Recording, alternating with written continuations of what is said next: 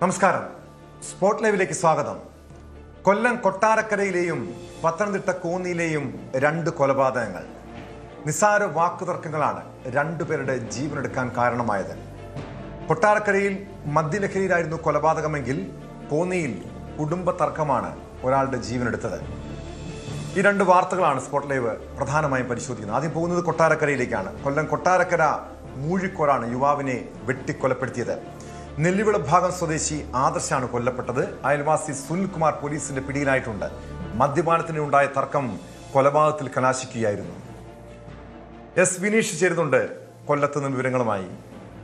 വിനീഷ്, ഇത്തരം സംഭവങ്ങൾ ഇപ്പോഴും സംസ്ഥാനത്ത് പലപ്പോഴും നമ്മൾ കേൾക്കാറുള്ളതാണ്. പല ദിവസങ്ങളിലും മദ്യപാനത്തെ ചൊല്ലിയുള്ള തർക്കം കൊലപാതകത്തിൽ കലാശിക്കുന്നത് സുഹൃത്തുക്കളാകാം, അല്ലെങ്കിൽ ബന്ധുക്കളാകാം. ഈ അച്ഛൻ മകനെ കൊലപ്പെടുത്തുന്ന സംഭവങ്ങൾ, മകൻ അച്ഛനെ കൊലപ്പെടുത്തുന്ന വാർത്തകൾ, ഇതൊക്കെ ഇപ്പോൾ മലയാളി പതിവായി കേൾക്കുന്ന ഒരു വാർത്തയായി മാത്രം മാറുന്നു. പക്ഷേ നമ്മുടെ പലരുടെയും, പല കുടുംബങ്ങളുടെയും, പല യുവാക്കളുടെയും ജീവനെടുക്കാൻ മദ്യവും ലഹരിയും ഒക്കെ കാരണമാകുന്നു എന്ന് പറയുമ്പോൾ അതീവ ഗൗരവത്തോടെ ഈ സംഭവത്തെ കാണേണ്ടതാണ്. എന്താണ് കൊട്ടാരക്കരയിൽ സംഭവിച്ചത്?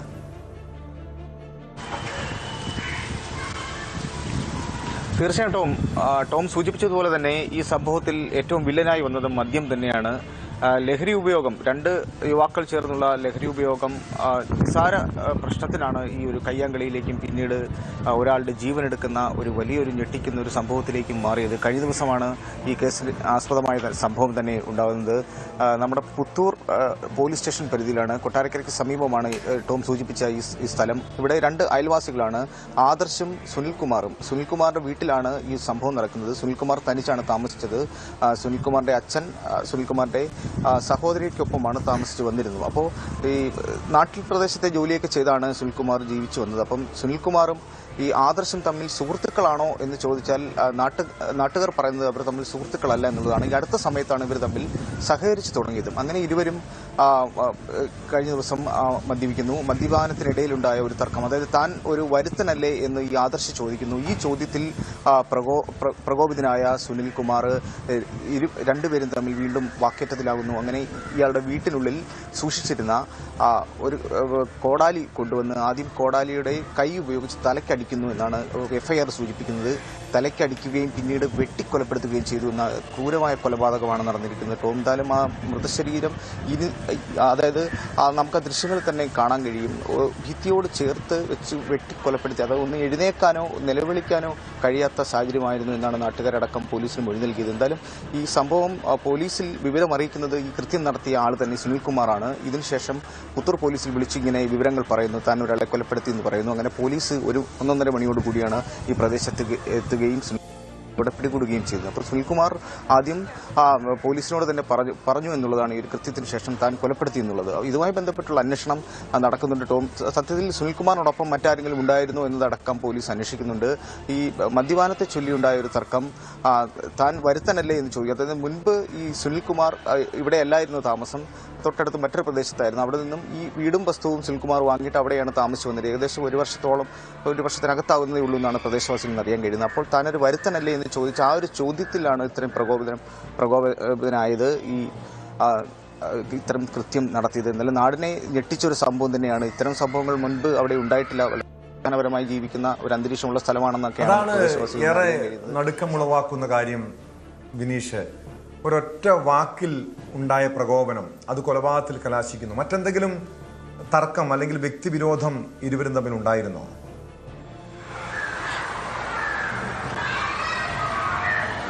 പോലീസ് അന്വേഷിക്കുന്നുണ്ട് ടോം. പ്രദേശവാസികളിൽ നിന്നും പോലീസിന് ലഭിച്ച വിവരം ഇവർ തമ്മിൽ മുൻപ് സുഹൃത്തുക്കളല്ല എന്നുള്ളതാണ്. ഈ അടുത്ത സമയത്ത് ഇരുവരും ഒരു ജോലിയിൽ ഏർപ്പെട്ടു. തൊട്ടടുത്ത ഒരു വീട്ടിൽ പന്തൽ ജോലിയുമായി ബന്ധപ്പെട്ട് ഇരുവരും ഒരുമിച്ചായിരുന്നു ജോലി ചെയ്തിരുന്നത്. അന്നേരം ഉണ്ടായ ഒരു സൗഹൃദം 2-3 ദിവസം മാത്രമേ ആകുന്നുള്ളൂ എന്നും പറയുന്നു. അപ്പോൾ അതിനുശേഷമാണ് ഇവർ മദ്യപാനം കഴിഞ്ഞ ദിവസം ഒരുമിച്ചിരുന്ന് മദ്യപിച്ചത്. അപ്പോഴാണ് ഇത്തരത്തിലുള്ളൊരു കൃത്യത്തിലേക്ക് തന്നെ നീങ്ങിയത്. എന്തായാലും ഈ സുനിൽകുമാറിന് ഇത്തരത്തിലുള്ള സ്വഭാവം വൈകൃതങ്ങൾ ഉള്ള ഒരാളാണെന്നാണ് നമുക്ക് നമുക്ക് പോലീസിൽ നിന്ന് ചില സൂചനകൾ ലഭ്യമാണ്. കാരണം ഇയാളെ പേടിച്ചിട്ടാണ് ഇയാളുടെ അച്ഛൻ സഹോദരിയോടൊപ്പം പോയി മകളോടൊപ്പം പോയി താമസിക്കുന്നതെന്നാണ് അറിയുന്നത്. അപ്പോൾ ഇത്തരം സ്വഭാവ വൈകൃതമുള്ള ഒരാളാണ് സുനിൽകുമാർ. അപ്പോൾ അതുമായി ബന്ധപ്പെട്ട് മുൻപ് എന്തെങ്കിലും കേസിൽ ഇയാൾ പ്രതി ചേർത്തിട്ടുണ്ടോ എന്നതൊക്കെ അടക്കമല്ല പോലീസ് അന്വേഷിക്കുന്നുണ്ട്. പക്ഷേ നിലവിലെ അയാൾക്കെതിരെ അടിപിടി കേസുകളൊക്കെ മാത്രമേ ഉള്ളൂ എന്ന് അറിയുന്നത്. എന്തായാലും സുനിൽകുമാറിനെ പിടികൂടാൻ സാധിച്ചു എന്നുള്ളതാണ്. ഈ ലഹരിയുടെ ഉപയോഗം ത്തിൽ തന്നെയാണ് ഇത്തരത്തിലുള്ള കൃത്യം നടത്തിയതെന്നാണ് പോലീസിൽ നിന്നും അറിയാൻ കഴിയുന്നത്. രണ്ടുപേരും നല്ല മദ്യലഹരിയിൽ തന്നെയായിരുന്നു. അപ്പോൾ നല്ല രീതിയിൽ വാക്കേറ്റം ഉണ്ടാകുന്നു. കയ്യാങ്കളിക്ക് ശേഷമാണ് ഇത്തരത്തിലുള്ള കൃത്യത്തിലേക്ക് കോടാലി ഉപയോഗിച്ച് വെട്ടിയും അടിച്ചും കൊലപ്പെടുത്തിയെന്നാണ് എഫ്ഐആറിൽ തന്നെ സൂചിപ്പിക്കുന്നത്. എന്തായാലും വളരെ ക്രൂരമായ ഒരു കൊലപാതകം തന്നെയാണ് കഴിഞ്ഞ ദിവസം പുത്തൂരിൽ അരങ്ങേറിയത്.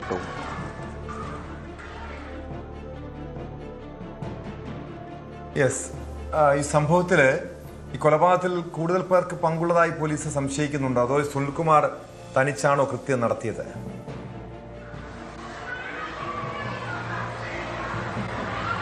ഞാൻ സൂചിപ്പിച്ചതുപോലെ തന്നെ കഴിഞ്ഞ ദിവസം കൃത്യം നടത്തിയിട്ട് സുനിൽകുമാറാണ് പോലീസിൽ വിവരം അറിയിക്കുന്നത് താൻ ഒരാളെ കൊലപ്പെടുത്തി എന്നുള്ളത്. അപ്പോൾ പോലീസ് സംഭവ സ്ഥലത്തെത്തുമ്പോൾ സുനിൽകുമാർ മാത്രമാണ് പ്രതിയായിട്ടുള്ളത് എന്നാണ് സുനിൽകുമാറിന്റെ മൊഴി. അങ്ങനെയാണ്. പക്ഷേ പോലീസ് അത് പൂർണ്ണമായും വിശ്വസിക്കുന്നില്ല. പോലീസ് അതുമായി ബന്ധപ്പെട്ടുള്ള അന്വേഷണം നടക്കുന്നുണ്ട്. പക്ഷേ മറ്റ് ക്രിമിനൽ കേസുകൾ ഉൾപ്പെട്ടവരൊന്നും തന്നെ ഈ പ്രദേശത്തില്ല എന്നുള്ളതാണ്. ഇതുമായി ബന്ധപ്പെട്ട ആർക്കും മറ്റ് പങ്കുകളില്ല എന്ന പ്രാഥമികമായ നിഗമനം പോലീസിനുണ്ട്. എന്തായാലും പോലീസ് പൂർണ്ണമായിട്ട് അന്വേഷിക്കുന്നുണ്ട്. ഡിവൈഎസ്പി അടക്കം സംഭവ സ്ഥലത്തെത്തുകയും കൃത്യമായി പരിശോധിക്കുകയൊക്കെ ചെയ്തിട്ടുണ്ട്. പ്രദേശവാസികളെല്ലാം മൊഴി രേഖപ്പെടുത്തുകയൊക്കെ ചെയ്തിട്ടുണ്ട്.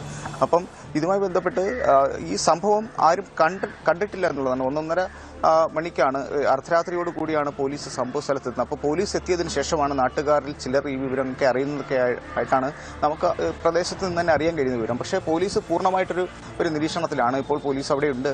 കൃത്യമായിട്ടുള്ള അന്വേഷണം, നാട്ടുകാരിൽ നിന്നും കൃത്യമായുള്ള മൊഴികളൊക്കെ രേഖപ്പെടുത്തിക്കൊണ്ടുള്ള ഒരു അന്വേഷണമാണ്. ഇന്ന് തന്നെ ഈ പ്രതിയെ കോടതിയിൽ ഹാജരാക്കി റിമാൻഡ് ചെയ്യുമെന്നാണ് നമുക്കറിയാൻ കഴിയുന്നത്. കേട്ടോ.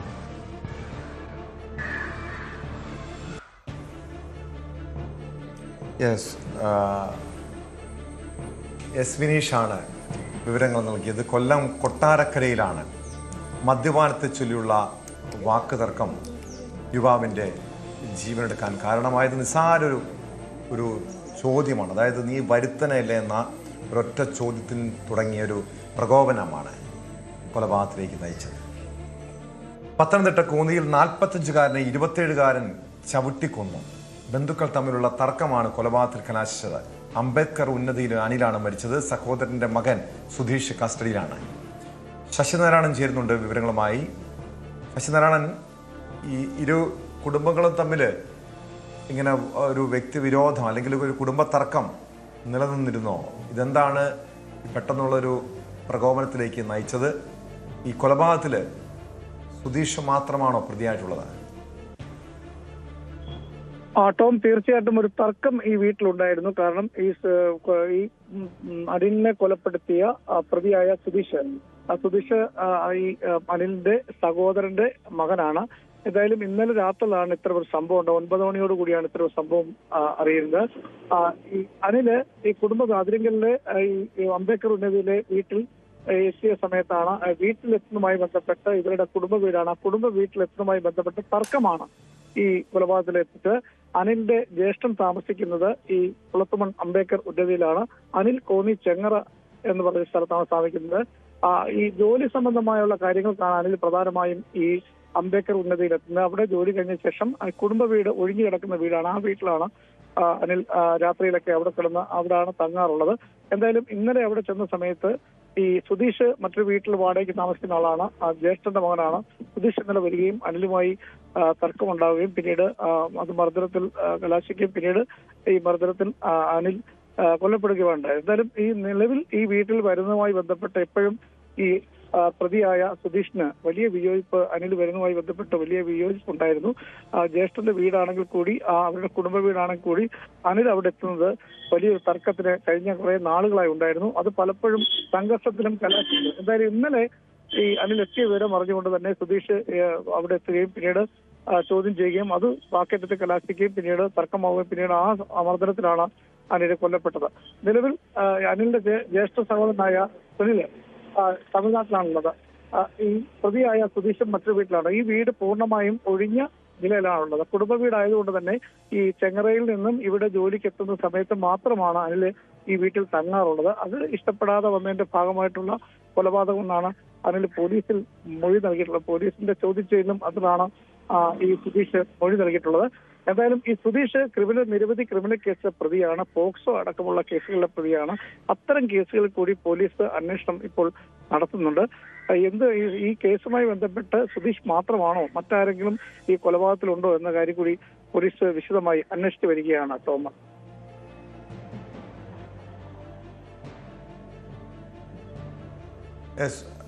ശശിനാരായണൻ, എന്തായാലും ഈ കൊലപാതകത്തിൽ പ്രതി കുറ്റം സമ്മതിച്ചിട്ടുണ്ട്. കൂടുതൽ പേർക്ക് ഈ കേസിൽ പങ്കുണ്ടെന്ന് സംശയിക്കണോ? പ്രത്യേകിച്ച് ഒരു വീട്ടിൽ വെച്ചാണല്ലോ കൊലപാതകം നടന്നത്. ഈ സമയത്ത് മറ്റാരും, ഈ സുധീഷും അനിലുമല്ലാതെ മറ്റാരും വീട്ടിൽ ഉണ്ടായിരുന്നില്ലേ? ടോം, ഇന്നലെ അത്തരത്തിലില്ല. കാരണം ഇന്നലെ ഇവരെല്ലാം ബന്ധുക്കളാണ്. ജ്യേഷ്ഠന്റെ മകനാണ് പ്രതിയായ സുധീഷ്. സ്ഥിരമായി ഈ വീട് ഒഴിഞ്ഞിട്ടിരിക്കുന്ന ഒരു വീടാണ്. അത് കുടുംബ വീടാണെങ്കിൽ പോലും അവിടെ ആൾതാമസമില്ലാത്തൊരു വീടാണ്.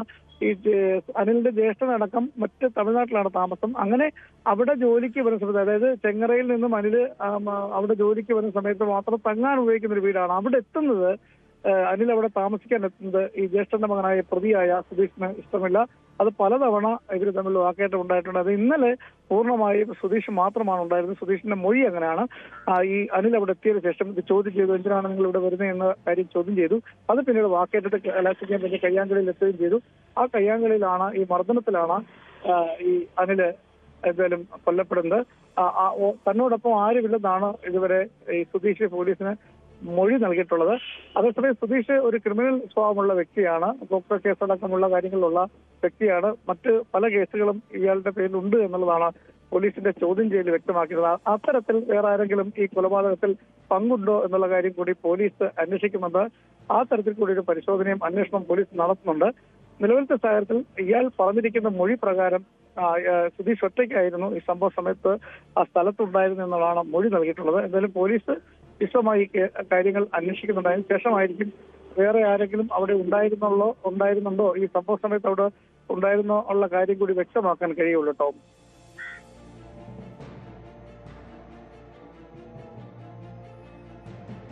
യെസ്, എന്തായാലും പോലീസ് വിശദമായി അന്വേഷണം നടത്തുന്നുണ്ട്.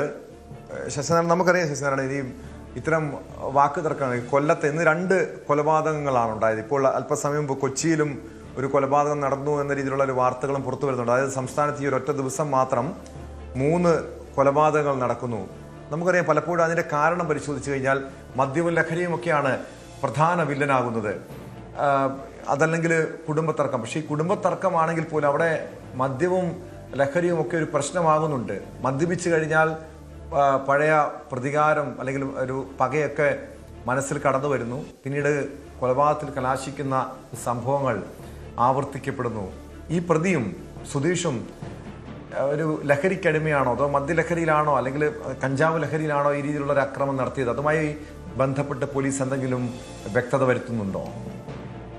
ടോം, തീർച്ചയായിട്ടും ഇയാൾ മദ്യപിച്ചു എന്നുള്ളതാണ് പോലീസിന് ലഭിക്കുന്നത്. കാരണം മദ്യപാന സ്വഭാവമുള്ള വ്യക്തി തന്നെയാണ്, ലഹരിക്ക് അടിമപ്പെട്ട ആൾ തന്നെയാണ്. എന്തായാലും ബന്ധുക്കളാണ്. നമുക്കറിയാം, ചിറ്റപ്പനാണ് അദ്ദേഹത്തിന്റെ സഹോദരന്റെ, ഈ സുധീഷിന്റെ അച്ഛന്റെ സഹോദരനാണ് ചവിട്ടിക്കൊള്ളുന്നത്. എന്തായാലും കുടുംബ ബന്ധം, അടുത്ത ബന്ധമുള്ള, രക്തബന്ധമുള്ള ആളുകളാണ്. നിസ്സാര കാര്യങ്ങൾക്ക് വേണ്ടി, അതായത് അവിടെ എത്തുന്നതുമായി ബന്ധപ്പെട്ട് ചില ചോദ്യം ചെയ്യലുകൾ മാത്രം നടത്തിക്കൊണ്ട് ആ സമയത്താണ് പ്രകോപനമുണ്ടായി ഇത്തരത്തിൽ ചവിട്ടി കൊലപ്പെടുത്തുന്നത്. അത് നമുക്കറിയാം, സ്വാഭാവികമായും മദ്യലഹരിയിൽ ഉണ്ടാകുന്ന പ്രകോപനമാണ്. ലഹരിക്ക് അടിമപ്പെട്ട ആളാണ്. അത്തരം കാര്യങ്ങൾ നേരത്തെയും ലഹരി ഉപയോഗിക്കുന്ന ആളാണ് എന്നുള്ള കാര്യം കൂടി പോലീസ് വ്യക്തമാക്കിയിട്ടുണ്ട്. അത്തരത്തിൽ പലതവണ ഈ വീട്ടിലെത്തുമ്പോഴൊക്കെ അനിലുമായി ഈ സുധീഷ് പലതവണയും തർക്കങ്ങൾ ഉണ്ടായിട്ടുണ്ട്. അനിലാണെങ്കിൽ ആ പ്രദേശത്തെ ശാന്ത സ്വഭാവക്കാരനായ ഒരാളാണ്, സാധുവായ ഒരു മനുഷ്യനാണ്. സമീപവാസികൾ പറയുന്നത് മറ്റ് ഒരു ദുർശീലവുമില്ലാത്ത സാധു മനുഷ്യനായ ഒരു വ്യക്തിയാണ് അനിൽ. അവിടെ ജോലിക്ക് വരുമ്പോൾ കുടുംബ വീട് നിലയ്ക്ക് ചെങ്ങറ എന്ന് പറഞ്ഞ കോന്നി ചെങ്ങരയിലാണ് അനിലിന്റെ വീട്.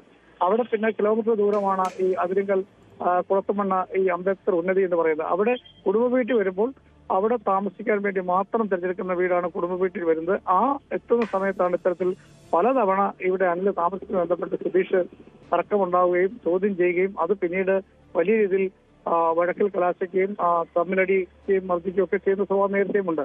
ഇന്നലെയും സാധാരണ രീതിയിൽ കൂടലിലാണ് സുധീഷ് വാടകയ്ക്ക് താമസിക്കുന്നത്. ഇന്നലെ അനിൽ അവിടെ എത്തിയ സമയത്ത് ഈ വിവരം അറിഞ്ഞുകൊണ്ട് കൂടലിൽ നിന്നാണ് സുധീഷ് എത്തിയത്. പിന്നീട് ചോദ്യം ചെയ്യലുണ്ടായി, പിന്നീട് വാക്കേറ്റമുണ്ടായി, പിന്നീട് മർദ്ദനത്തിൽ കലാശിച്ചു. അടിവയറ്റിൽ ചവിട്ടിയാണ് ഈ അനിലിനെ കൊലപ്പെടുന്നത്. എന്തായാലും കുടുംബ ബന്ധങ്ങളുടെ സഹോദരനാണ്, കൊച്ചത്തിൽ അച്ഛന്റെ സ്ഥാനത്തുള്ള ആളാണ്. ഇതൊന്നും വകവയ്ക്കാതെയാണ് ഇത്ര ഒരു കൊലപാതകം നടത്തിയെന്നുള്ള കാര്യം ലഹരിയുമായി ബന്ധപ്പെട്ടുള്ള കാര്യം തന്നെയാണ് എന്നുള്ളതാണ് പോലീസ് വ്യക്തമാക്കുന്നത്. ഒരുപക്ഷെ ക്ഷമിക്കാൻ കഴിയുന്ന ചില ചെറിയ കുറ്റങ്ങൾ മാത്രമാണെങ്കിൽ പോലും അതിൽ കൊലപാതകത്തിൽ കലാശിക്കുന്നു എന്നുള്ളതാണ് ഏറെ സങ്കടപ്പെടുന്ന കാര്യം. ടോം,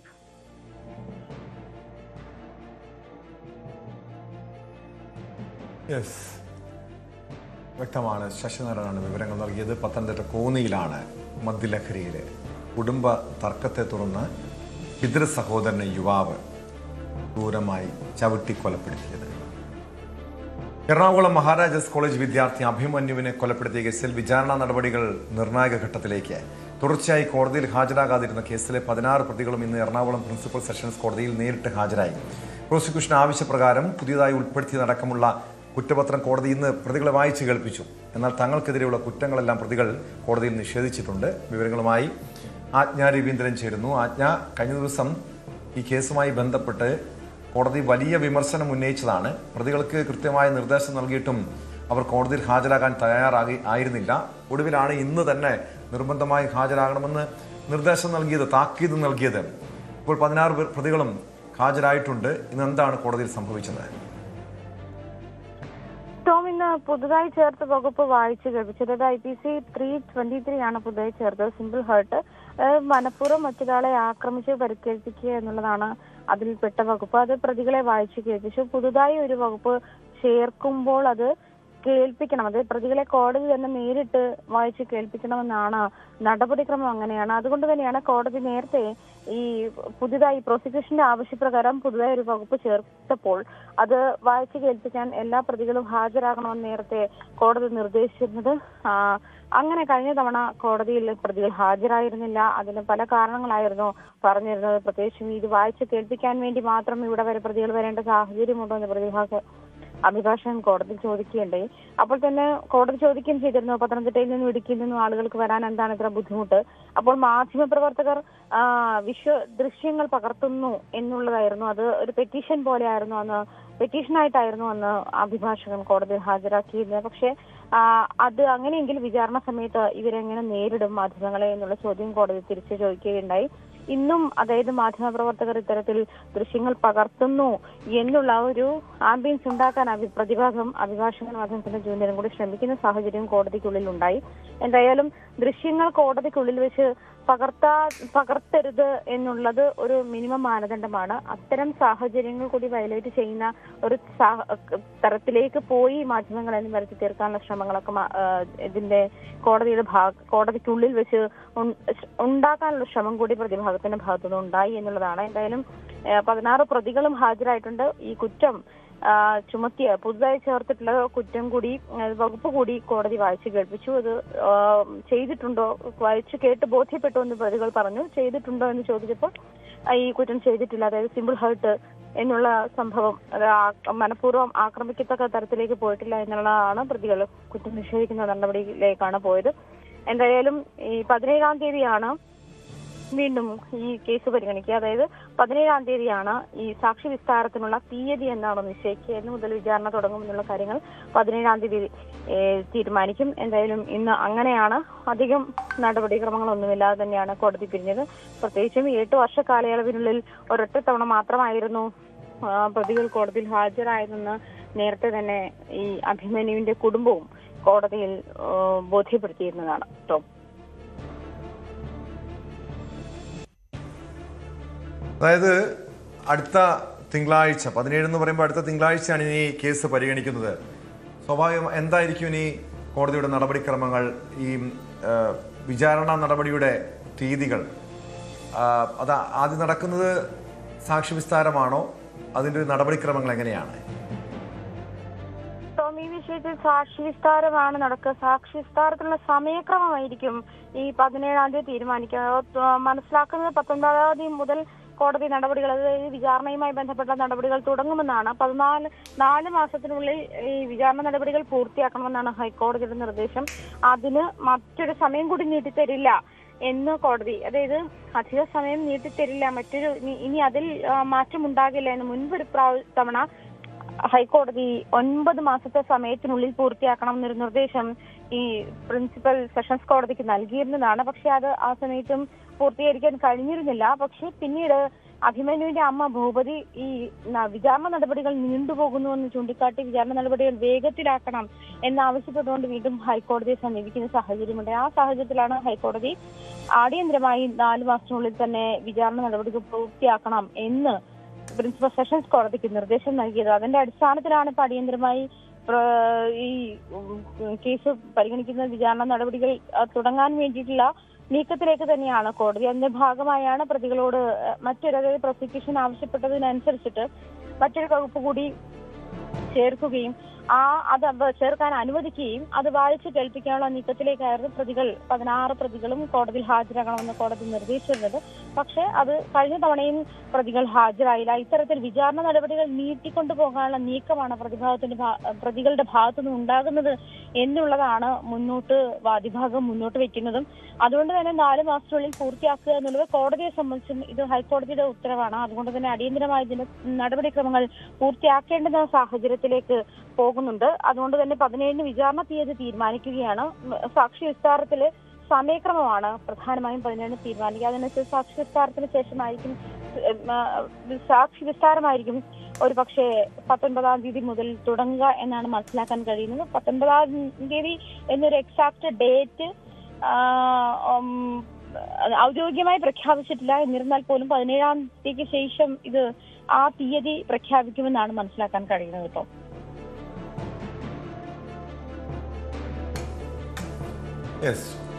വ്യക്തമാണ്. ആജ്ഞ രവീന്ദ്രനാണ് കൊച്ചിയിൽ നിന്ന് വിവരങ്ങൾ നൽകിയത്. മഹാരാജാസ് കോളേജ് വിദ്യാർത്ഥി അഭിമന്യുവിനെ കൊലപ്പെടുത്തിയ കേസിൽ വിചാരണ നടപടികൾ നിർണായക ഘട്ടത്തിലേക്ക് കടക്കുകയാണ്. തുടർച്ചയായി കോടതിയിൽ ഹാജരാകാതിരുന്ന കേസിലെ 16 പ്രതികളും ഇന്ന് എറണാകുളം പ്രിൻസിപ്പൽ സെഷൻസ് കോടതിയിൽ നേരിട്ട് ഹാജരായിട്ടുണ്ട്.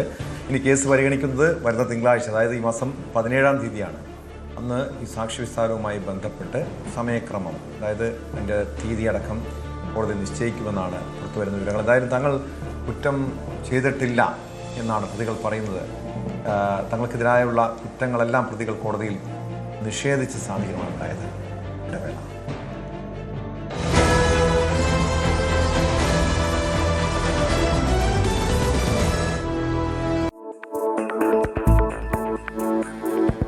കാസർഗോഡ് ട്രെയിനിൽ ബോംബ് വെച്ചിട്ടുണ്ടെന്ന ഭീഷണി സന്ദേശം മണിക്കൂറുകളോളം പരിഭ്രാന്തി പരത്തി.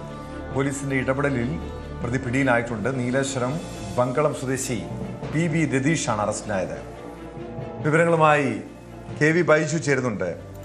ബൈജു, ഇതെന്താണ് സംഭവിച്ചത്? ഈ ട്രെയിനിൽ ബോംബ് വെച്ചിട്ടുണ്ടെന്ന ഭീഷണി സന്ദേശം പോലീസിനെയും യാത്രക്കാരെയും ഒന്നടങ്കം വലിയ രീതിയിൽ ഭീതിയിലാഴ്ത്തിയതാണ്. ഈ രതീഷ്, ഈ ബങ്കളം സ്വദേശി രതീഷാണ് ഈ രീതിയിൽ ഭീഷണി മുഴക്കിയതാണോ? എന്താണ് അതിന് കാരണമായത്? ടോമെ, യാത്രക്കാരെയും പോലീസിനെയും ഒരുപോലെ പരിഭ്രാന്തിയിലാഴ്ത്തിയ സംഭവം ഇന്നലെ രാത്രിയോട് കൂടിയാണ് ഉണ്ടായത്. അതായത് ഓടിക്കൊണ്ടിരിക്കുന്ന ട്രെയിനിൽ ബോംബ് വെച്ചു എന്നാണ് ഇയാൾ ഇത്തരത്തിൽ സന്ദേശം നൽകിയത്. അതായത് 112 എന്ന നമ്പറിൽ റെയിൽവേ പോലീസിനെയും അതുപോലെ തന്നെ RPF-നെയും യാത്രക്കാരും പിന്നീട് വലിയ പരിഭ്രാന്തി ഉണ്ടാകുന്ന മണിക്കൂറുകളായിരുന്നു. ഈ രാത്രി ഒരുപാട് ട്രെയിനുകൾ ഓടുന്നുണ്ടായിരുന്നു. ആ ട്രെയിനുകളെല്ലാം പിടിച്ചിട്ട് പരിശോധിക്കുന്ന ഒരു സാഹചര്യം ഉണ്ടായി. ഏതായാലും ബോംബ് സ്ക്വാഡും പോലീസുമായും ഈ ട്രെയിനുകളിൽ നടത്തിയ പരിശോധനയിൽ സംശയാസ്പദമായ സംഭവങ്ങളൊന്നും കാണാതെ തുടർന്ന് പിന്നീട് ഈ ലൊക്കേഷൻ കേന്ദ്രീകരിച്ചായി പോലീസിന്റെ അന്വേഷണം ഇയാളെ കണ്ടെത്താൻ. അങ്ങനെ മാവുങ്കാൽ എന്ന് പറയുന്ന സ്ഥലത്ത് നിന്നും ഇയാളെ ഈ ലൊക്കേഷൻ പിന്തുടർന്ന് ഈ പ്രതിയെ പിടികൂടുകയായിരുന്നു. മാവുങ്കാൽ DYSP അനിൽകുമാർ, കാഞ്ഞങ്ങാട് DYSP അനിൽകുമാർ, അതോടൊപ്പം CI ദിനേശ് എന്നിവരുടെ നേതൃത്വത്തിലാണ് പിന്നീട് പ്രതിയെ പിടികൂടി മണിക്കൂറുകളോളം ചോദ്യം ചെയ്ത ശേഷം ഈ പ്രതി പറഞ്ഞത് ജാർഖണ്ഡ് സ്വദേശിനികളായ 2 പേർ റെയിൽവേ സ്റ്റേഷൻ പരിസരത്ത് ബോംബുമായി ഇങ്ങനെ പോകുന്നതായി സംശയം തോന്നിയുകൊണ്ട് ഇത്തരത്തിൽ ഫോൺ വിളിച്ചു അറിയിക്കുകയായിരുന്നു എന്നാണ്. പക്ഷേ ഇയാൾ മദ്യപിച്ചിട്ടുണ്ടായിരുന്നു എന്നാണ് പോലീസ് പറയുന്നത്. മനഃപൂർവ്വം പോലീസിനെ തെറ്റിദ്ധരിപ്പിക്കാനാണ് ബോംബ് ഭീഷണി സന്ദേശം നൽകിയെന്നും ഒടുവിൽ പോലീസ് കണ്ടെത്തിയിട്ടുണ്ട്. ഈ സംഭവത്തെ തുടർന്ന് പരശുരാം എക്സ്പ്രസ്, അതായത് മംഗളൂരുവിലേക്ക് പോകുന്ന പരശുരാം എക്സ്പ്രസ് കാസർഗോഡ് റെയിൽവേ സ്റ്റേഷനിൽ നിർത്തിയിട്ട് മണിക്കൂറുകൾ പരിശോധന നടത്തി. അതോടൊപ്പം മലബാർ എക്സ്പ്രസ് തിരുവനന്തപുരത്തേക്ക് പോകുന്ന, അതായത് മലബാർ എക്സ്പ്രസ് കണ്ണൂർ റെയിൽവേ സ്റ്റേഷനിൽ നിർത്തി പരിശോധന നടത്തുന്ന സാഹചര്യമുണ്ട്. അങ്ങനെ ഡോഗ് സ്ക്വാഡും ഒക്കെ വലിയ തോതിലുള്ള പരിശോധന നടത്തി. വലിയ ആശങ്കയുണ്ടാക്കുന്ന മണിക്കൂറുകളായിരുന്നു. പിന്നീട് ഇയാളെ അറസ്റ്റ് ചെയ്തതിനു ശേഷമാണ് ഈ ട്രെയിനുകൾ ഓടിത്തുടങ്ങിയത്. ഏതായാലും കാസർഗോഡ് ജില്ലയിൽ നമുക്കറിയാം, ട്രെയിനുകൾക്ക് നേരെ കല്ലേറ്, അതോടൊപ്പം റെയിൽപാളത്തിൽ സിമെന്റ്, കല്ലൊക്കെ നിരത്തുന്ന സംഭവങ്ങൾ തുടർച്ചയായി ഉണ്ടാകുന്ന സാഹചര്യം ഉണ്ടായിട്ടുണ്ട്. പക്ഷേ ഇങ്ങനെ ഓടിക്കൊണ്ടിരിക്കുന്ന ട്രെയിനിൽ ബോംബ് വെച്ചിട്ടുണ്ടെന്ന സന്ദേശം വലിയ പരിഭ്രാന്തി പരത്തുന്ന സാഹചര്യം. ഇതാദ്യമായാണ് ഇത്തരത്തിലൊരു സംഭവം ഉണ്ടാവുന്നത്. എന്തായാലും ഒരുപാട് യാത്രക്കാർ ഇത്തരത്തിൽ തിരുവനന്തപുരത്തേക്ക് മറ്റു യാത്ര ചെയ്യുന്ന ആളുകളെല്ലാം വലിയ തോതിൽ ഇത് ബാധിച്ചു. കാരണം ഈ ട്രെയിൻ നിർത്തിയിട്ട് പരിശോധന നടത്തേണ്ട സാഹചര്യമുണ്ടായി. എന്തായാലും ഇയാളുടെ അറസ്റ്റ് രേഖപ്പെടുത്തിയിട്ടുണ്ട്. അതോടൊപ്പം ഇയാൾ റെയിൽവേ പോലീസിന് കൈമാറുമെന്നാണ് ഇപ്പോൾ കാഞ്ഞങ്ങാട് ഡിവൈഎസ്പി അറിയിച്ചിട്ടുള്ളത്. എന്തായാലും ഇന്നലെ രാത്രിയോടുകൂടിയാണ് ഈ സംഭവം ഉണ്ടായിട്ടുള്ളത്. ടോം.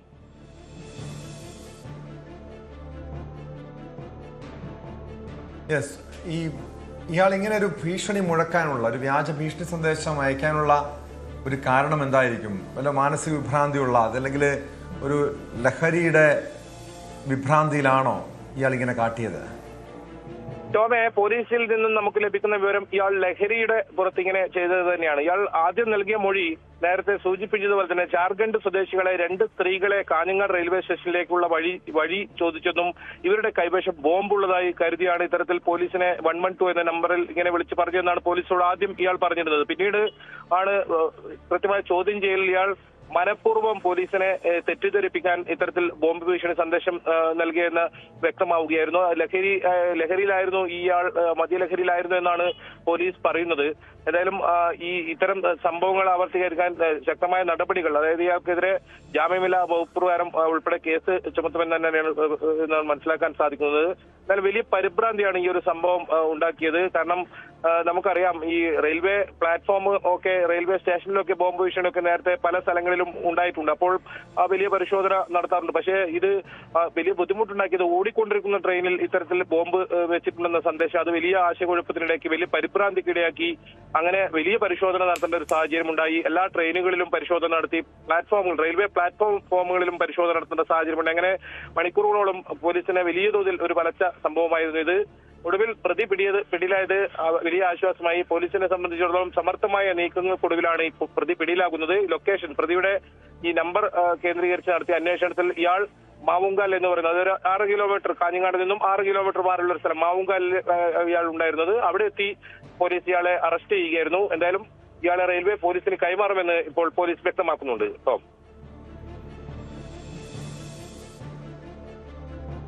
യെസ്, കാസർഗോഡാണ് ട്രെയിനിൽ ബോംബ് വെച്ചിട്ടുണ്ടെന്ന വ്യാജ ഭീഷണി സന്ദേശം എത്തിയത്. ഇതേ തുടർന്ന് യാത്രക്കാരും പോലീസും പരിഭ്രാന്തിയിലായി. പക്ഷെ പോലീസ് ഉടൻ തന്നെ പ്രതിയെ പിടികൂടി.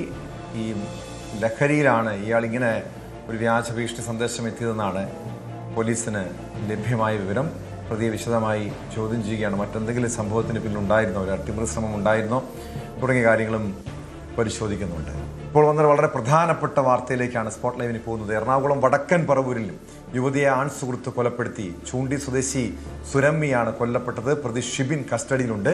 ഷിബിന്റെ വീട്ടിലേക്ക് വിളിച്ചു വരുത്തിയ ശേഷം കത്തി ഉപയോഗിച്ച് കൊലപ്പെടുത്തുകയായിരുന്നു. ഇതുമായി ബന്ധപ്പെട്ട വിവരങ്ങൾ പുറത്തു വന്നുകൊണ്ടിരിക്കുകയാണ്. എന്തെങ്കിലും ഈ ഇരുവരും തമ്മിലുള്ള അഭിപ്രായ വ്യത്യാസം അല്ലെങ്കിൽ ഈ പ്രണയബന്ധത്തിനിടയിലെ പ്രശ്നമാണോ കൊലപാതകത്തിലേക്ക് നയിച്ചത്, അത് ആസൂത്രിതമായിട്ടുള്ള കൊലപാതകമാണോ തുടങ്ങിയ കാര്യങ്ങൾ ഉൾപ്പെടെ വിശദമായി തന്നെ പരിശോധിക്കണം. ഡാനി ഇപ്പോൾ ചേരുന്നു കൊച്ചിയിൽ നിന്ന് വിവരങ്ങളുമായി. ഡാനി, ഇതെപ്പോഴാണ് ഈ സംഭവം ഉണ്ടായത്? ഇതിന്റെ കാരണം എന്താണ്? ഈ കൊലപ്പെടുത്താനുള്ള, ഈ പെൺസുഹൃത്തിനെ യുവാവ് കൊലപ്പെടുത്താനുള്ള കാരണം എന്താണെന്ന വിവരങ്ങൾ പുറത്തു വന്നിട്ടുണ്ടോ?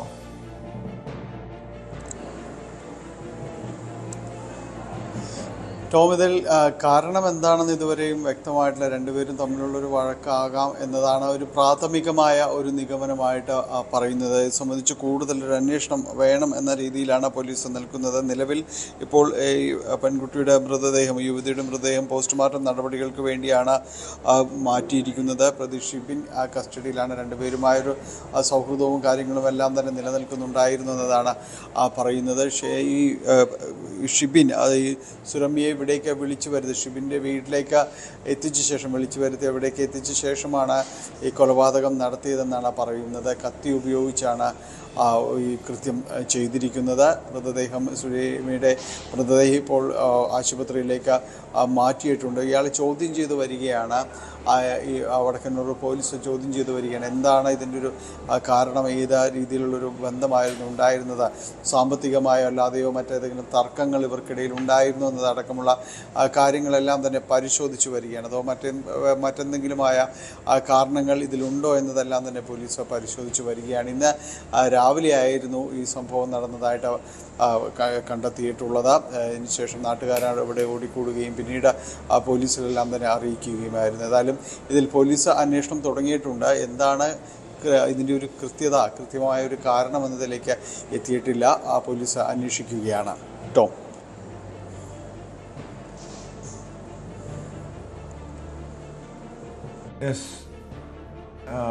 ഡാനി, എന്തായാലും ഇതിൻ്റെ ഒരു സംഭവം ഏറെ ഞെട്ടിപ്പിക്കുന്നൊരു സംഭവമാണ്. നമുക്കറിയാം, ഈ പ്രണയപ്പക അത് കൊലപാതകത്തിൽ കലാശിക്കുന്ന സംഭവങ്ങളൊക്കെ പതിവായി നമ്മൾ കേൾക്കാറുള്ളതാണ്. പക്ഷേ ഈ വർഷം എനിക്ക് തോന്നുന്നു ഇത് അത്ര കേട്ടുകേൾവിയിലായിരുന്നു. ഇതിപ്പോൾ ഒരു യുവതിയുടെ ജീവനെടുക്കുന്ന സാഹചര്യങ്ങളിലേക്ക് കാര്യങ്ങൾ മാറുന്നു. ഇരുവർ എത്ര നാളായി അടുപ്പത്തിലുണ്ടായിരുന്നു? വീട്ടുകാർക്കൊക്കെ അറിവുള്ള ബന്ധമായിരുന്നോ? ഈ യുവതിയെ സ്വന്തം വീട്ടിലേക്ക് വിളിച്ചു വരുത്തിയാണ് കൊലപാതകം നടത്തിയതെന്നാണ് പുറത്തു വരുന്ന വിവരങ്ങൾ. അങ്ങനെയെങ്കിൽ കൊലപ്പെടുത്തുക എന്ന ഉദ്ദേശത്തോടു കൂടി ആസൂത്രിതമായി തന്നെ ഇയാൾ പെൺസുഹൃത്തിനെ വീട്ടിലേക്ക് എത്തിക്കുന്നു, പിന്നീട് കൊലപ്പെടുത്തുന്നു എന്നല്ലേ കരുതേണ്ടത്?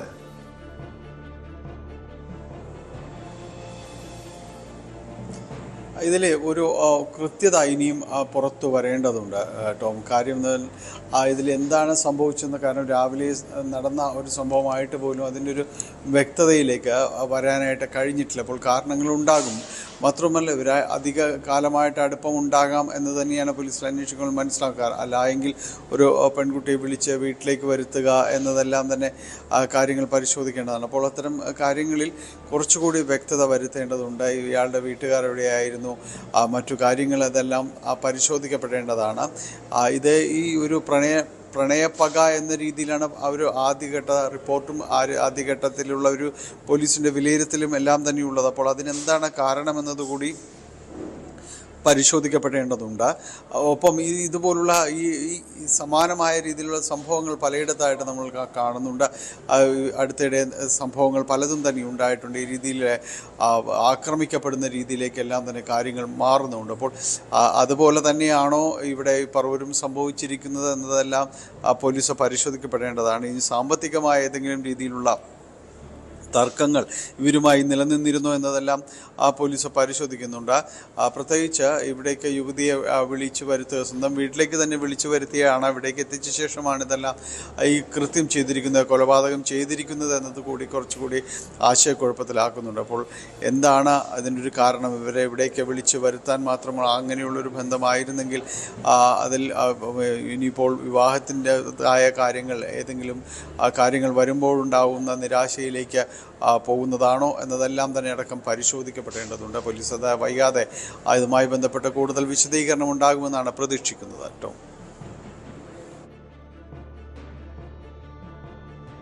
യെസ്, ഡാനി പോളാണ് വിവരങ്ങൾ നൽകിയത്. എറണാകുളത്താണ് പെൺസുഹൃത്തിനെ യുവാവ് കൊലപ്പെടുത്തിയ സംഭവത്തിൽ വിശദമായ അന്വേഷണം നടത്തുകയാണ്. സ്വന്തം വീട്ടിലേക്ക് വിളിച്ചു വരുത്തി യുവതിയെ ഇയാൾ കൊലപ്പെടുത്തുകയായിരുന്നു എന്നാണ് വിവരങ്ങൾ. ഇടവേള.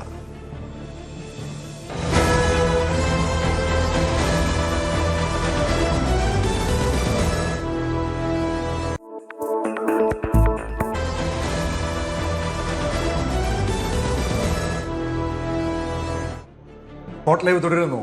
ഇനിയൊരു വൻ നേഴ്സിംഗ് തട്ടിപ്പിന്റെ വാർത്തയിലേക്കാണ്. കോട്ടയം കേന്ദ്രീകരിച്ചാണ് കോടികളുടെ തട്ടിപ്പ് നടന്നത്. ചങ്ങനാശ്ശേരി സ്വദേശിയും കനേഡിയൻ പൗരനുമായ ജെയിംസ് കുട്ടി കുര്യാക്കോസിനെ ചിങ്ങവനം പോലീസ് പിടികൂടി. ഇയാൾക്കെതിരെ ചിങ്ങവനം പോലീസ് സ്റ്റേഷനിൽ മാത്രം 55ഓളം കേസുകളുണ്ട്. സംസ്ഥാനത്താകെ 12ഓളം പോലീസ് സ്റ്റേഷനുകളിൽ പ്രതിക്കെതിരെ കേസുകളുണ്ടെന്നാണ് വിവരം. എമിഗ്രേഷൻ വിഭാഗത്തിന്റെ സഹായത്തോടെ ബംഗ്ലാദേശ് അതിർത്തിയിൽ നിന്നാണ് ജെയിംസ് കുട്ടിയെ പോലീസ് പിടികൂടിയത്. ജി ശ്രീജിത്ത് ചേരുന്നു കോട്ടയത്ത് നിന്ന് വിവരങ്ങളുമായി. ശ്രീജിത്ത്, സംസ്ഥാനത്താകെ 12ഓളം പോലീസ് സ്റ്റേഷനുകളിൽ കേസ്, അതിൽ ഒരൊറ്റ പോലീസ് സ്റ്റേഷൻ, അതായത് കോട്ടയം ചിങ്ങവനം പോലീസ് സ്റ്റേഷനിൽ മാത്രം 55 കേസുകൾ. അങ്ങനെയെങ്കിൽ എത്ര പേരെ ഇയാൾ കബളിപ്പിച്ചിട്ടുണ്ട്? എത്ര നാളായി ഈ തട്ടിപ്പ് നടത്തുന്നുണ്ട്? ഈ പ്രതിയെ കേന്ദ്രീകരിച്ച് ആണ് ഇയാൾ ബംഗ്ലാദേശ് അതിർത്തിയിൽ നിന്നാണ് പിടികൂടിയതെന്നാണ് മനസ്സിലാക്കുന്നത്. അങ്ങനെയെങ്കിൽ ഇയാൾ രാജ്യം വിടാനുള്ള നീക്കത്തിന്റെ ഭാഗമായി കടന്നു കളഞ്ഞതാണോ? അതിനിടെയാണോ പിടിയിലായത്?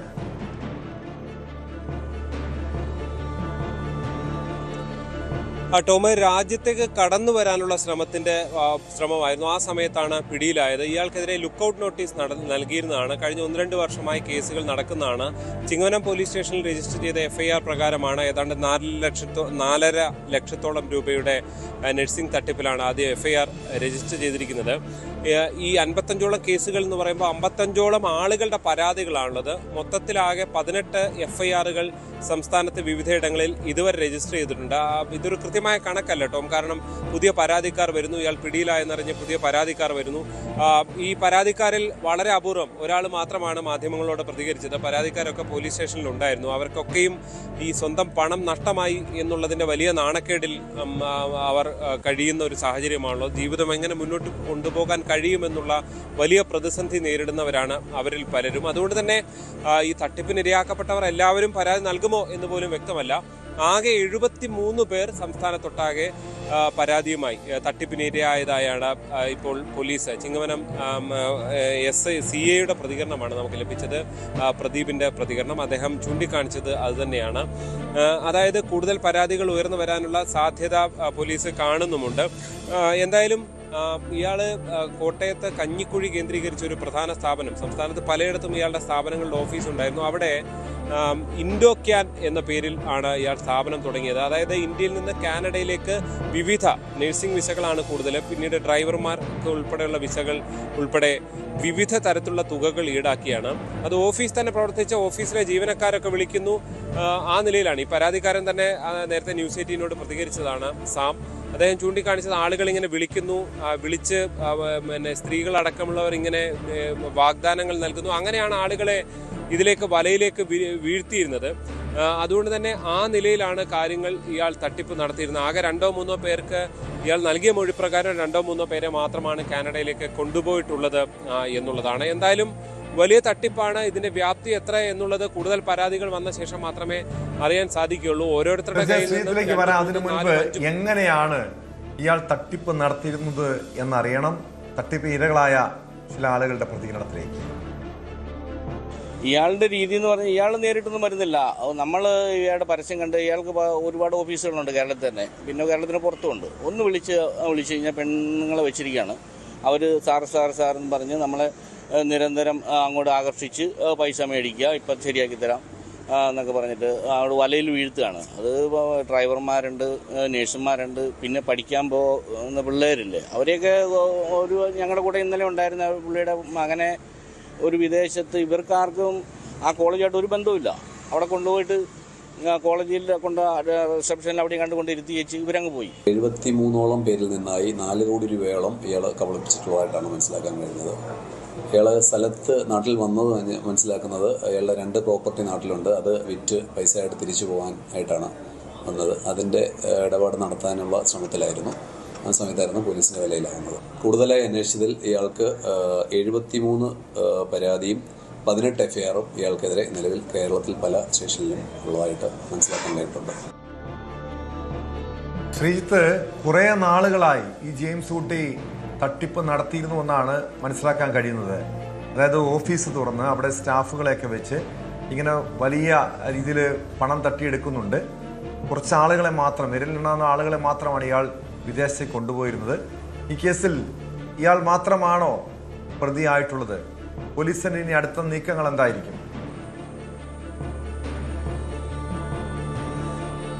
പോലീസ് തീർച്ചയായും കൂടുതൽ പ്രതികളെ കണ്ടെത്തുമെന്ന് തന്നെയാണ് നമുക്ക് മനസ്സിലാക്കാൻ സാധിക്കുന്നത്. അതിന്റെ വിവരങ്ങൾ പൂർണ്ണമായും പോലീസ് പുറത്ത് വിട്ടിട്ടില്ല. ഇയാളുടെ സഹായികളായിട്ടുള്ളവർക്കും ഈ തട്ടിപ്പിൽ പങ്കുണ്ട് എന്ന സംശയം പോലീസിനെ സംബന്ധിച്ച് ഉണ്ട്. എന്തായാലും ലുക്കൌട്ട് നോട്ടീസ് പുറത്തിറക്കിയതാണ് ഇതിൽ നിർണായകമായത്. BSFന്റെ എൻഫോഴ്സ്മെന്റ് ടീമാണ് ഇയാൾ ഇങ്ങോട്ട് കടക്കുമ്പോൾ, ഇന്ത്യയിലേക്ക് കടക്കുമ്പോൾ, ഇയാൾ കൊച്ചി പനങ്ങാടാണ് ഇയാളുടെ ഒരു പുതിയ വിലാസമുള്ളത്. ആ പനങ്ങാട് വീടുണ്ട്. ആ വീട്ടിലേക്ക് ഒക്കെ എത്തുക, ഇയാളുടെ സ്ഥലത്ത് ഈ നാട്ടിൽ കുറച്ച് പ്രോപ്പർട്ടി സ്ഥലങ്ങളുണ്ട്, അതെല്ലാം വിൽക്കുക, വിറ്റ ശേഷം വീണ്ടും കാനഡയിലേക്ക് പോവുക എന്നുള്ളതായിരുന്നു ഇയാളുടെ തന്ത്രമെന്നാണ് പോലീസ് ഇപ്പോൾ മനസ്സിലാക്കിയിരിക്കുന്നത്. എന്തായാലും ഇന്നലെയാണ് കോട്ടയത്തേക്ക് കൊണ്ടുവന്നത്. അതുകൊണ്ട് തന്നെ കൂടുതൽ ചോദ്യം ചെയ്യൽ ആവശ്യമുണ്ട്. ഇയാളുടെ തട്ടിപ്പിന് കൂടുതൽ ആളുകൾ ഇരയായിട്ടുണ്ടോ, എന്തൊക്കെയാണ് കൂടുതൽ വിവരങ്ങൾ, ഇയാൾ ആരൊക്കെ സഹായിച്ചിട്ടുണ്ട്, അത്തരം വിവരങ്ങൾ എല്ലാം ഇനിയും എടുക്കേണ്ടതുണ്ട്. എന്നാലും പോലീസ് നൽകുന്ന വിവരം അനുസരിച്ച് തന്നെ വലിയ തട്ടിപ്പാണ്. വലിയ തട്ടിപ്പ് എന്ന് പറയുമ്പോൾ ടോം, ഒരു 100 കോടിയുടെ തട്ടിപ്പോ 1000 കോടിയുടെ തട്ടിപ്പോ ഒക്കെ നമ്മൾ വലിയ തട്ടിപ്പ് എന്ന് പറയാറുണ്ട്. പക്ഷേ ഇത് ഇത്ര അധികം ആളുകളാണ്. ഇവരെല്ലാം സാധാരണ മനുഷ്യരാണ്. അവരൊക്കെ ജീവിതം എങ്ങനെയെങ്കിലും ഈ വിദേശ രാജ്യങ്ങളിലൊക്കെ പോയി കയ്യിലുള്ളതെല്ലാം നുള്ളിപ്പറക്കി കൊടുത്ത് വിദേശത്തേക്ക് ഒരു വിസ സംഘടിപ്പിച്ച് പോയി ജോലി ചെയ്ത് ജീവിക്കാൻ വേണ്ടി ശ്രമിച്ച സാധാരണക്കാരെ, ഡ്രൈവർമാർ വരെയുള്ള ആളാണ്. കുറച്ചു മുമ്പ് സംസാരിച്ച സാം ഏതാണ്ട് 2 ലക്ഷത്തോളം രൂപ മാത്രമാണ് കൊടുത്തത്. പക്ഷേ ഈ 2 ലക്ഷം രൂപ എന്ന് പറയുമ്പോൾ അയാളുടെ ജീവിതത്തിൽ വളരെ പ്രാധാന്യമുള്ളതാണ്. അങ്ങനെയാണ് ഈ തട്ടിപ്പിൻ്റെ ഒരു വ്യാപ്തി വലുതാകുന്നത്. ഇത്ര അധികം പേരെ ഓഫീസുകൾ വെച്ച് തന്നെ വലയിലാക്കി തട്ടിപ്പ് നടത്തി എന്ന് പറയുമ്പോൾ അത് ചെറുതല്ല.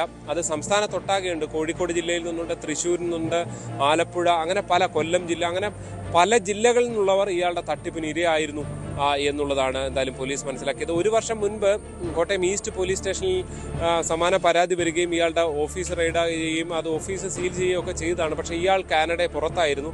ഇതോടുകൂടിയാണ് പോലീസ് ലുക്കൌട്ട് നോട്ടീസ് പുറപ്പെടുവിച്ചത്. എന്തായാലും ബംഗ്ലാദേശ് അതിർത്തിയിൽ വെച്ച് BSF പിടികൂടുന്നു. അതിനുശേഷം കേരള പോലീസിന്, ചിങ്ങവനം പോലീസിന് കൈമാറുകയായിരുന്നു. ഇനി മറ്റ് സ്റ്റേഷനുകളിൽ ഉൾപ്പെടെയുള്ള പരാതികളൊക്കെ പരിശോധിച്ച് അവരുൾപ്പെടെ ഈ അന്വേഷണത്തിന്റെ ഭാഗമാകുമെന്നാണ് മനസ്സിലാക്കേണ്ടത്. കൂടുതൽ പരാതികളും ഉയർന്നു വരാൻ തന്നെയാണ് സാധ്യത.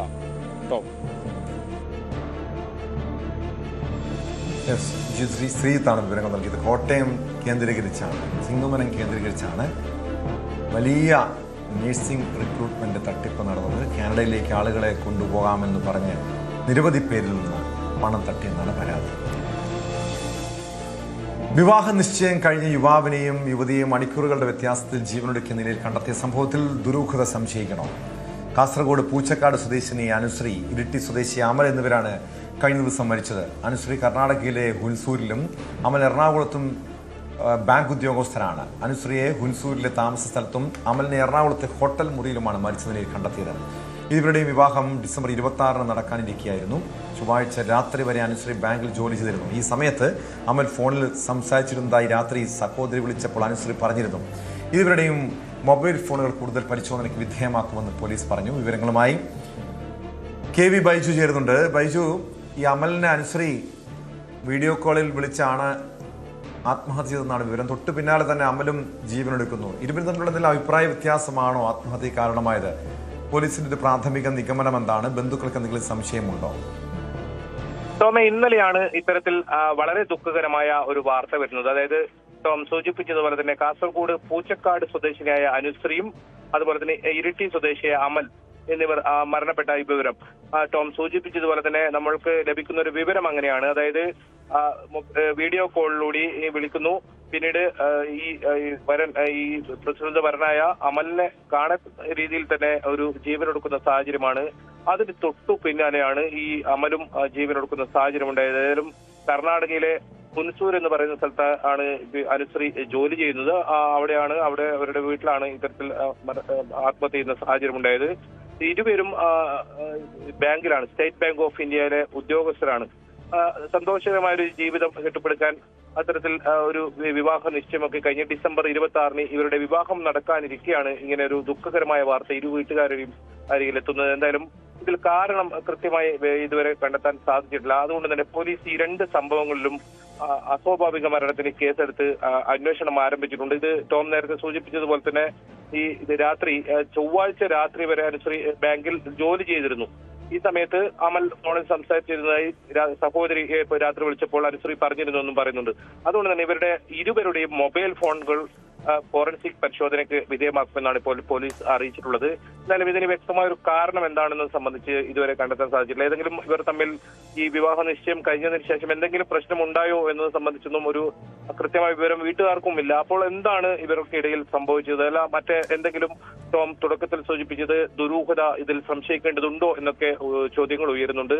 അങ്ങനെ സഹോദരിയോട് ഇതുമായി ബന്ധപ്പെട്ട എന്തെങ്കിലും കാര്യങ്ങൾ പറഞ്ഞിരുന്നു? പ്രത്യേകിച്ച് അമൽ വിളിച്ചിരുന്നു, അമലുമായി ഫോണിൽ സംസാരിക്കുകയായിരുന്നു എന്നാണ് അനുശ്രീ അവസാനമായി സഹോദരി ഫോണിൽ വിളിച്ചപ്പോൾ പറഞ്ഞത്. പിന്നീട് എന്തായിരിക്കും അവർക്കിടയിൽ സംഭവിച്ചതെന്നാണ് അറിയേണ്ടത്. മറ്റെന്തെങ്കിലും ദുരൂഹത സംശയിക്കേണ്ടതുണ്ടോ? എന്തെങ്കിലും പ്രശ്നങ്ങൾ ഇവർ തമ്മിലുണ്ടാകാം, അതല്ലെങ്കിൽ മറ്റെന്തെങ്കിലും കാരണമുണ്ടാകുമോ? അത് തന്നെയാണ് ടോമെ പോലീസും ഇപ്പോൾ അന്വേഷിക്കുന്നത്. പ്രധാനമായും ഈ സഹോദരിയുടേത് ഉൾപ്പെടെ മൊഴി പോലീസ് രേഖപ്പെടുത്തുന്നുണ്ട്. ഇത് കുരിശൂർ ആയതുകൊണ്ട് തന്നെ ഇന്നലെ ഈ വീട്ടുകാർ ഇത്രയും ദൂരം യാത്ര ചെയ്ത് മൃതദേഹം എത്തിക്കുകയും അതിന് തൊട്ടു പിന്നാലെ തന്നെ ഈ അമലിന്റെ മരണ വിവരം വരികയും അങ്ങനെ ഒരു മാനസികമായി തകർന്ന അവസ്ഥയിലാണ് രണ്ട് കുടുംബങ്ങളും ഉള്ളത്. അതുകൊണ്ട് ഇന്നലെ കാര്യമായ മൊഴി പോലീസിന് രേഖപ്പെടുത്താൻ സാധിച്ചിട്ടില്ല. ഇന്ന് ഈ സഹോദരിയുടേതും അതുപോലെ ഇവരുടെ സുഹൃത്തുക്കളുടെയും ഉൾപ്പെടെ മൊഴി രേഖപ്പെടുത്തുമെന്നാണ് നമുക്ക് പോലീസിൽ നിന്ന് ലഭിക്കുന്ന വിവരം. അത് എന്താണ് ഇതിൽ ഒരു പ്രശ്നം, ഇവർ തമ്മിൽ എന്തെങ്കിലും പ്രശ്നങ്ങൾ ഉണ്ടായോ, അതല്ല പുറത്തുനിന്ന് മറ്റെന്തെങ്കിലും പ്രശ്നങ്ങൾ ഈ അനുശ്രീക്കുണ്ടായോ? അനുശ്രീ വീഡിയോ കോളിലൂടെ വിളിച്ച് ഈ അമൽ കാണത്തക്ക രീതിയിൽ ഇങ്ങനെ ജീവനൊടുക്കിയത്, അതാണ് ഇതിൽ ഇവർ തമ്മിൽ എന്തെങ്കിലും പ്രശ്നങ്ങൾ ഉണ്ടായിട്ടുണ്ടോ എന്നതിന് സംശയിക്കാൻ ഒരു കാരണമായി ഇപ്പോൾ പുറത്തു വരുന്നത്. എന്തായാലും ഇതിൽ ദുരൂഹത സംശയിക്കേണ്ടതുണ്ടോ എന്ന ചോദ്യം തന്നെയാണ് ഇപ്പോഴും ഉയരുന്നത്. അത് സംബന്ധിച്ച് പോലീസ് വിശദമായ അന്വേഷണം ആരംഭിച്ചിട്ടുണ്ട്. നമുക്കറിയാം, നേരത്തെ ഈ ആത്മഹത്യ ഒന്നിനും പരിഹാരമല്ല, നമ്മൾ ആവർത്തിച്ച് പറയേണ്ട ഒരു സാഹചര്യമാണ്. ഇത് ഒരു വിവാഹ നിശ്ചയം കഴിഞ്ഞ് പുതിയൊരു ജീവിതത്തിലേക്ക് കടക്കാൻ നിൽക്കുന്നതിനിടയിലാണ് ഇങ്ങനെ ഒരു ദാരുണമായ സംഭവം നടക്കുന്നതെന്നാണ് ഇതിന്റെ ഒരു വിഷമം ഈ രണ്ട് കുടുംബങ്ങളെ സംബന്ധിച്ചിടത്തോളം അത്രത്തോളം എത്തിച്ചിരിക്കുന്നത്. എന്തെങ്കിലും പ്രശ്നമുള്ളതായി സഹോദരിയോട് പറഞ്ഞതായി നമുക്ക് സംസാരിച്ചപ്പോൾ, ഇവരുടെ ബന്ധുക്കളോട് സംസാരിച്ചപ്പോൾ മനസ്സിലാക്കാൻ സാധിക്കില്ല. അപ്പോൾ പോലീസ് ഇത് വിശദമായി അന്വേഷിക്കാണ്. മറ്റു പുറത്തു നിന്നുള്ള പ്രശ്നങ്ങളല്ല, ഇവർ തമ്മിൽ ചെറിയ എന്തെങ്കിലും പ്രശ്നത്തിന്റെ പേരിൽ പെട്ടെന്നുണ്ടായ ഒരു മാനസിക അവസ്ഥയിൽ ഇങ്ങനെ ചെയ്തതാണോ എന്നൊരു സംശയമുണ്ട്. എന്തായാലും വിശദമായ പരിശോധനയാണ് നടക്കുന്നത്. അതോടൊപ്പം ഇതിൽ കൃത്യമായ തെളിവ് കിട്ടുക ഈ മൊബൈൽ ഫോണിൽ നിന്നാണ്. എന്താണ് സംഭവിച്ചത് എന്നെ സംബന്ധിച്ചുൾപ്പെടെ വ്യക്തമായ അന്വേഷണം നടത്തുകയാണ് പോലീസ്. ഇരുവരുടെയും മൊബൈൽ ഫോണുകൾ കേന്ദ്രീകരിച്ചാണ് ഇപ്പോൾ പരിശോധന. മുട്ടിൽ മരം മുറിയിലെ വഞ്ചന കേസിൽ അഗസ്റ്റിൻ സഹോദരന്മാർ വീണ്ടും ഹാജരാകണമെന്ന് കോടതി. ഈ മാസം 18-ന് ഹാജരാകാനാണ് നിർദ്ദേശം. അന്ന് കുറ്റങ്ങൾ വായിച്ച് കേൾപ്പിക്കും. ഒന്നാം പ്രതി റോജി അഗസ്റ്റിൻ ഇന്ന് ചോറ്റാനിക്കര മജിസ്ട്രേറ്റ് കോടതിയിൽ ഹാജരായി. വിവരങ്ങളുമായി ഡാനി ഇപ്പോൾ ചേരുന്നു. ഡാനി, ഇന്ന് എന്താണ് കോടതിയിൽ സംഭവിച്ചത്?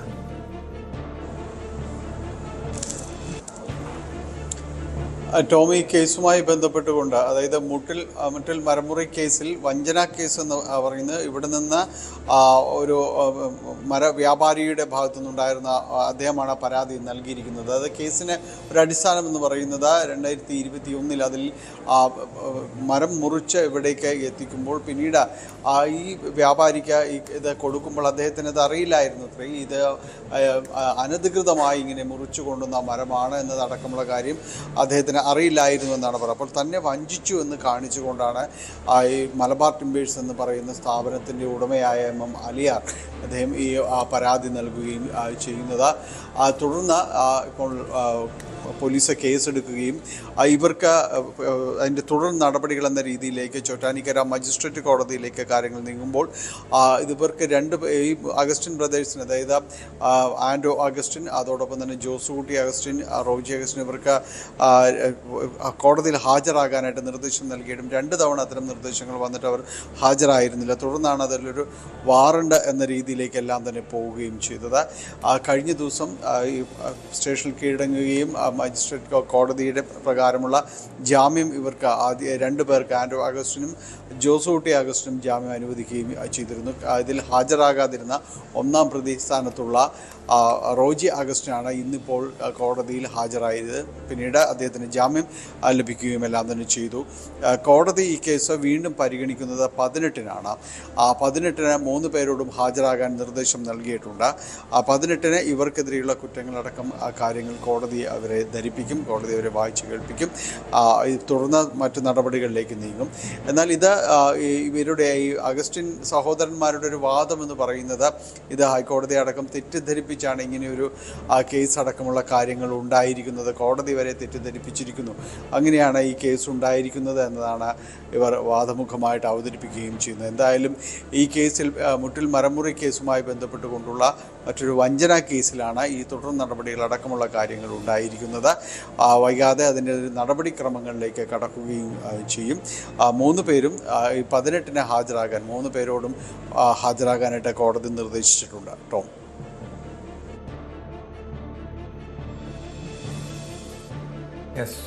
ഡാനി പോളാണ് വിവരങ്ങൾ നൽകിയത്. മുട്ടിൽ മരമുറിയിലെ വഞ്ചനാ കേസിൽ അഗസ്റ്റിൻ സഹോദരന്മാർ ഈ മാസം 18-ന് നേരിട്ട് വീണ്ടും ഹാജരാകാനാണ് കോടതി നിർദ്ദേശം വന്നത്.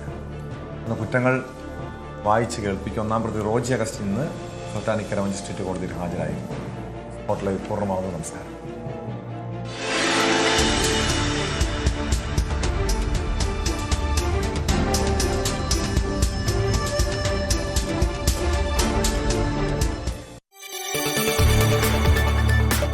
കൂടുതൽ വാർത്തകൾക്ക് News 18 Keralam YouTube channel subscribe ചെയ്യുക.